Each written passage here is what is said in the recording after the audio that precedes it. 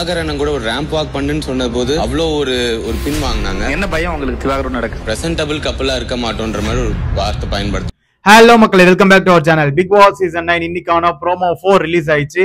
எல்லாரும் கேட்டுட்டு இருந்தீங்க, என்ன ப்ரோ ப்ரோமோல பார்வதியை ரோஸ்ட் பண்ற மாதிரி எந்த ஒரு சம்பவமே இல்லையன்ட்டு. அதுக்கு தான் இந்த ப்ரோமோ 4 வந்து விட்டுருக்காங்க. அது என்னன்றத ஒன் பை ஒன்னா பார்த்துலாம். அது வேணா நம்ம சேனலை சப்ஸ்கிரைப் பண்ணிக்கோங்க, கூட இருக்க பெல் ஐக்கானை தட்டி விட்டுக்கோங்க. அப்படியே ஒரு லைக் பண்ணிட்டு பாத்தீங்கன்னா சேனல் நிறைய பேருக்கு சஜஸ்ட் ஆகும். சரி வாங்க வீடியோவில் போயிடலாம். விஜய் சேதுபதி சார் வந்து இந்த வீட்டுல இருமுகம் கொண்ட நபர் யாருன்னு சொல்லிட்டு கேட்டிருந்தாப்புல. அதுக்கு மேக்சிமம் ஆஃப் நம்பர் வந்து விஜய் பார்வதி அவர்கள் தான் சொல்லியிருந்தாங்க. அது மட்டும் இல்ல, நம்ம விக்கில் விக்ரம் வந்து தரமான காரணத்தை ஒண்ணு சொல்லியிருந்தாரு. அது அல்டிமேட்டா இருந்தது. சொன்னது நேத்து ராம்பாக் ஷோ ஒன்று நடந்ததுல, அதுல வந்து விஜய் பார்வதி வந்து திவாகர் கூட பேரா இருக்க சொல்லி சொன்னாங்க. அதுக்கு வந்து ஐயோ இவரு கூட நான் பேரா இருக்க முடியாதுப்பா, இதெல்லாம் பார்த்தா பிளசன்டபுளாவே இருக்காது அப்படின்னு சொல்லிட்டு ஒரு மாதிரி சீன் கிரியேட் பண்ணியா. அதாவது உங்களுக்கு திவாகர் வந்து மற்ற விஷயத்துலலாம் தேவைப்படுறாரு.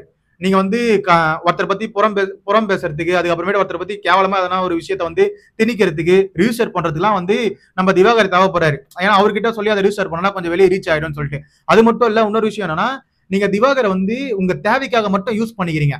மற்ற விஷயத்துக்குலாம் திவாகர் உங்களுக்கு தேவைப்பட மாட்டாரு. இந்த வீட்டுல நீங்க மேக்சிமம் ஆஃப் மெம்பரை வந்து யூஸ் பண்ணிக்கிறீங்க. அதுதான் உண்மை. இங்க வந்து நீங்க திவாகரை பண்றதும் அதான். அடுத்தது நம்ம துஷார் அவர்களும் எழுந்து அதான் சொன்னாரு. இந்த வீட்டுல வந்து அவங்க வந்து எல்லாருமேலேயும் இப்போ வந்து திடீர்னு பாசம் காட்டுறாங்க.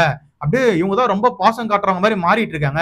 இந்த லேப்ல எல்லாம் எலியை டெஸ்ட் பண்ணுவாங்கல்ல, எதனா ஒரு மருந்து எதனா ஒரு மெடிசன் எல்லாம் போட்டு டெஸ்ட் பண்ணனா முதல்ல எலிக்கு தான் டெஸ்ட் பண்ணுவாங்க. அந்த மாதிரி தான் வந்து இப்போ அவங்க வந்து இந்த வீட்டுல இருக்க எல்லாரையும் டெஸ்ட் பண்ணிட்டு இருக்காங்க அப்படின்ற மாதிரி உண்மையை போட்டு உடஸ்டாப்ல. ஃபர்ஸ்ட் திவாகர் இருந்தாரு, கலையரசன் இருந்தாங்க, அதுக்கப்புறம் அவங்க வந்து கமருதீனை பிடிச்சாங்க, அதுக்கப்புறம் துஷார் கிட்ட வந்தாங்க. இப்படி ஒருத்தர்கிட்டயா வந்து காக்கா பூச்சின்னு இருக்காங்க.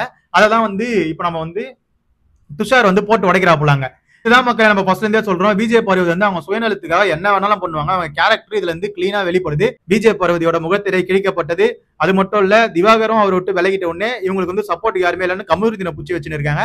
அது எந்த அளவுக்கு ஒர்க் அவுட் ஆக போகுதுன்னு தெரியல. கமருதீன் அவங்க பேச்சை கேட்டு ஆடிட்டு இருக்காப்புல. பொறுத்திருந்து பார்ப்போம் என்ன நடக்குதுன்ட்டு. விஜய் பார்வதியை பத்தி விக்கில் விக்ரம் சொன்னதுக்கான கருத்துக்களை கீழே கமெண்ட் செக்ஷன்ல கமெண்ட் பண்ணுங்க. அது கரெக்ட் நான் நினைக்கிறேன். நீங்க என்ன நினைக்கிறேன்னு சொல்லிட்டு கீழே கமெண்ட் செக்ஷன்ல கமெண்ட் பண்ணுங்க. அதை பார்த்து நான் தெரிஞ்சுக்கிறேன். அது வரைக்கும் நம்ம சேனலை சப்ஸ்கிரைப் பண்ணி கூட இருக்க பெல் ஐக்கானை தட்டி விடுங்க. அப்பதான் நம்ம போற வீடியோ எல்லாம் உடனே வந்து சேரும். Love you, bye, take care.